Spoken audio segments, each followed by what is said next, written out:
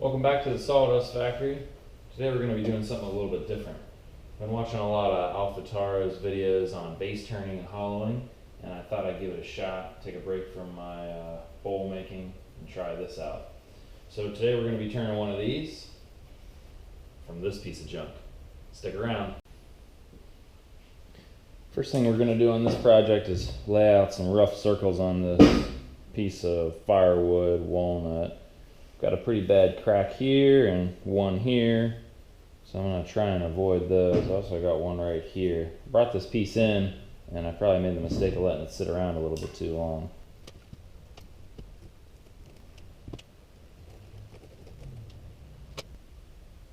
Alright, now that we got our circles marked out on the end grain of this wood, I'm going to take it over to the bandsaw and try and take off some of the excess so that we don't have to turn all that off.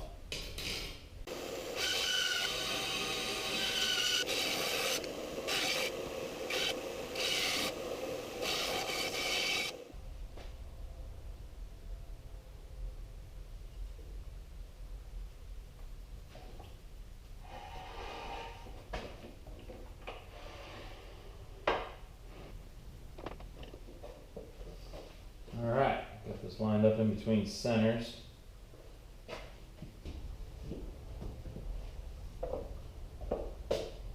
We'll be starting out with a spindle roughing gouge. Spindle turning is not really my specialty, to be honest with you. I'm not great at it, so kind of do the best I can.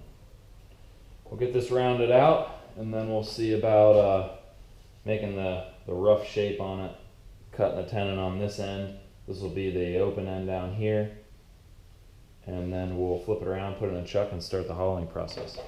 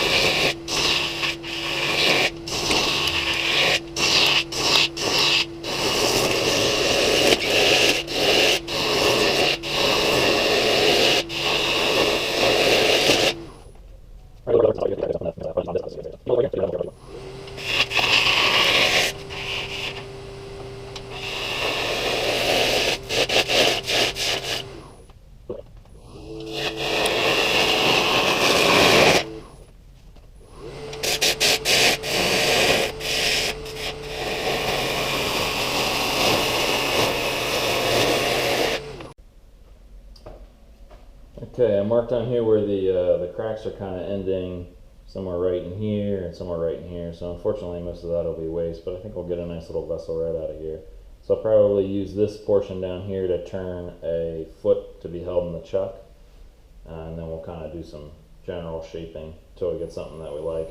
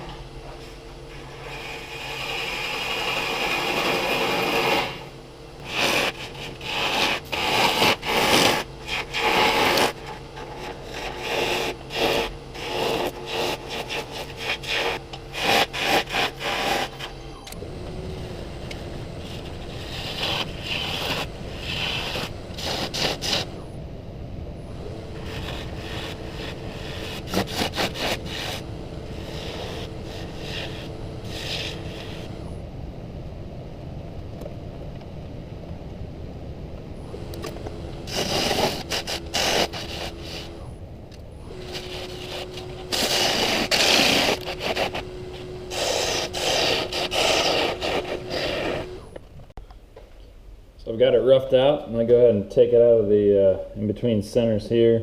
I'll cut this off later on. I got a little bit of a foot here to help support the chuck as it holds onto the tenon down here. And then I made a cut up here I'll remove that on the bandsaw. So this will be the open end, and it's got some nice taper here. I'll probably come back after I put the chuck on it and true this up, make this a little bit thinner down through here, follow this general line kind of this way.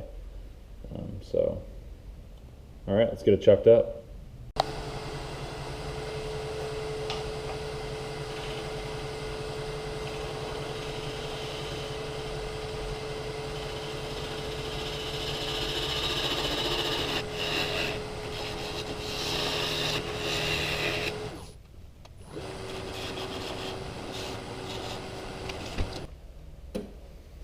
Let's see where we're at here. This is the other one I have. I think it's not a steep enough curve here yet. I don't really have my dimensions right. I'm gonna try and match the bottom of this one. I took off a little bit too much right there, but we'll try and match the bottom of this other one as much as possible. So we'll shoot for that kind of thickness right there, and then start our taper again from here down.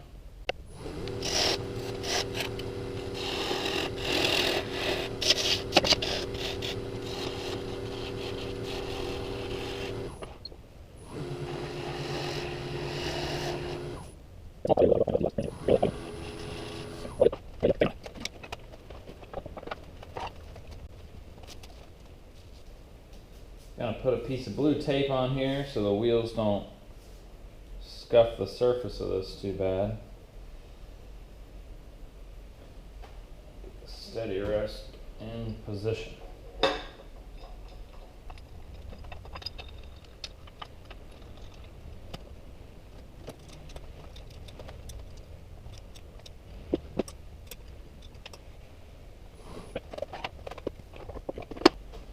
I'm gonna go ahead and drill a pretty big pilot hole in here to make things a little bit easier on me.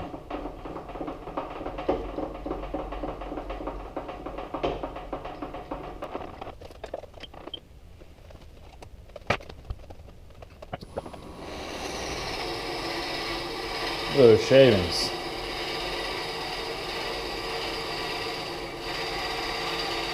Gotta be a little bit careful when you do this so you don't heat up the wood.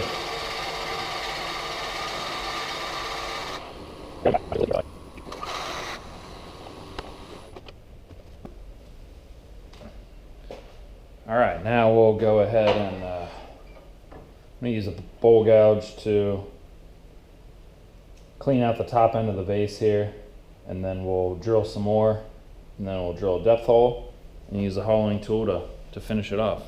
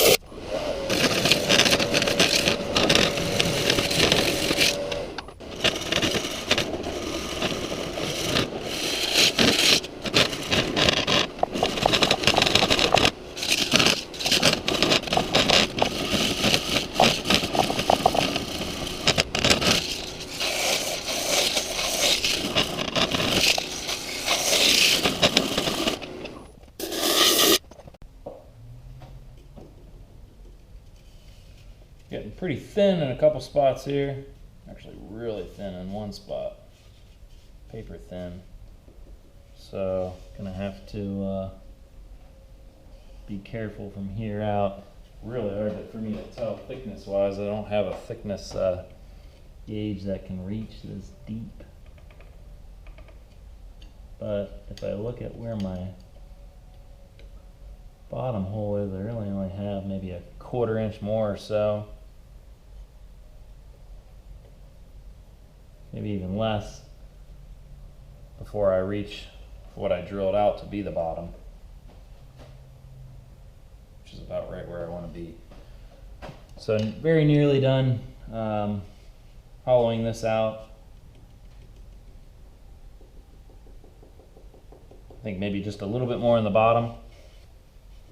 Tempted to do a little bit more on this undercut spot here, but I don't want to lose the top of the vase, so I probably won't do much more right there. And I definitely don't want to do any more here. I want to leave enough room for sanding and stuff. So, all right, we'll go a little bit more, and then we'll get the steady rest out of the way, do some sanding.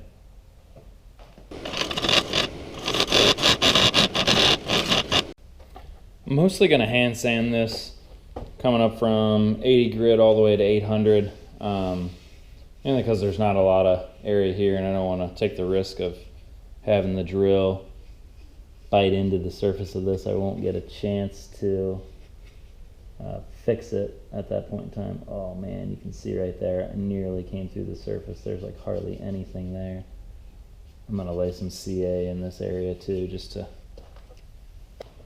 So clearly I need a little bit better of a method for finding thickness.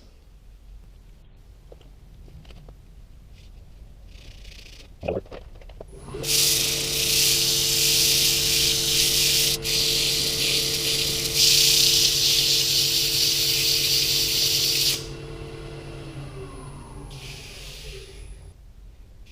right, well there it is at 800. It's pretty good shape. I'm not going to bore you guys with all the sanding, so I'll be back once I get that sanded up and I turn around to reverse it and clean off the foot. Okay, there it is. Sanded up to 800 grit. I got a little bit of scratching down here and a couple spots right here, but gonna go ahead and put some OB shine juice on it. Captain Eddie's famous recipe, which is 1/3 shellac, 1/3 boiled linseed oil, and 1/3 denatured alcohol. So the first coat I'm going to put on here is just, I forgot to shake it up.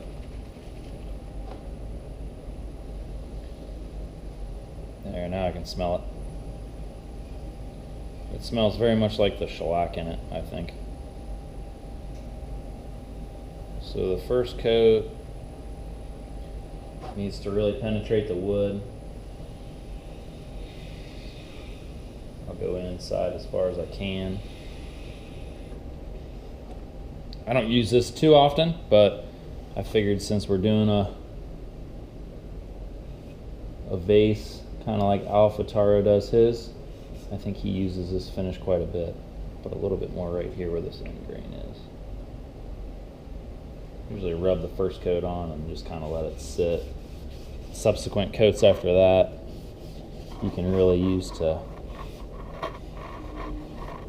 get a relatively high gloss finish.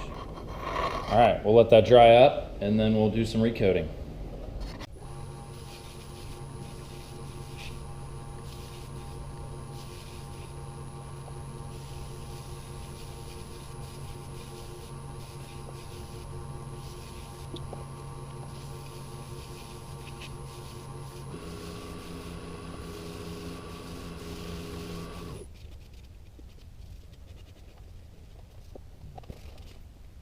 Looks pretty good.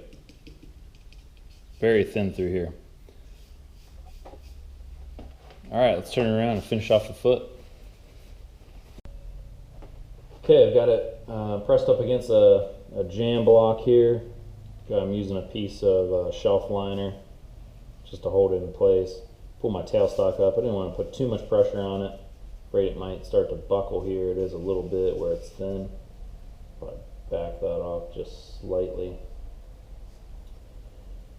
Got a pretty small tool here. I'm going to go real light at this foot and try and take it down.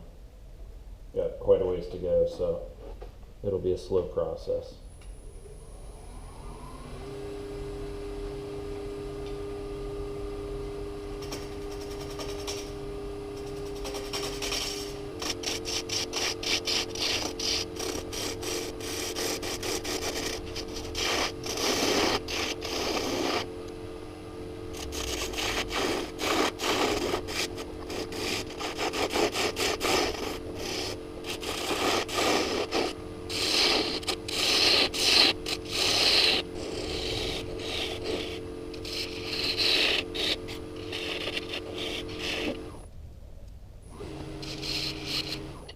Alright, we'll take the rest of that nub off there with a really sharp chisel.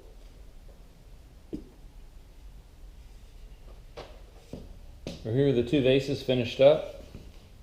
This is the original one, the first one I turned. It's always the first ones always seem to turn out a little bit better than the second one. The second one just doesn't have the shape I was going for. And I got too thin in this spot here. You can actually see the finish on the inside coming back out. I don't like the bottom needs to be a little bit smaller on this to maintain the right proportions, but it's got some neat coloring. They look okay. The top's a little bit too big on this one, I think, but overall pretty happy with them. If you haven't seen any of Al Furtado's videos, go over to his channel. He's a great wood turner. Find myself watching his stuff all the time. And if you haven't checked out any of Eddie Castlin's wood turning videos, he does tons of stuff on finishes, tools, just about everything related to the lathe you can find on his channel. So thanks for watching the Al Furtado inspired vase turning today. Hope you guys enjoyed it. Head on over to my channel for other wood turning videos and give me a thumbs up. Thanks.